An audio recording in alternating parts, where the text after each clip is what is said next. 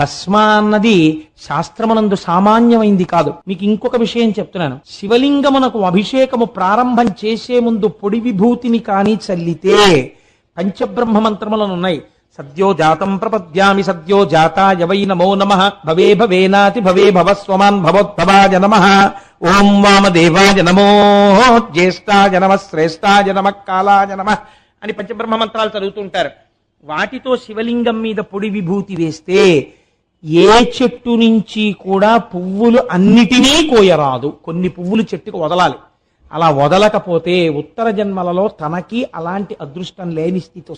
ఏ చెట్టు నుంచి ఎన్ని పువ్వులు కొయ్యాలో అన్ని పువ్వులను ఈ బ్రహ్మాండములో ఉన్న సమస్త వృక్షముల యొక్క పూలను కోసి తెచ్చి ఈశ్వరార్చన చేసినటువంటి ఫలితము పొడి భస్మతో అభిషేకమును ప్రారంభించినటువంటి వాడి ఖాతాలో వేసేస్తారు. భస్మకున్న గొప్పతనం.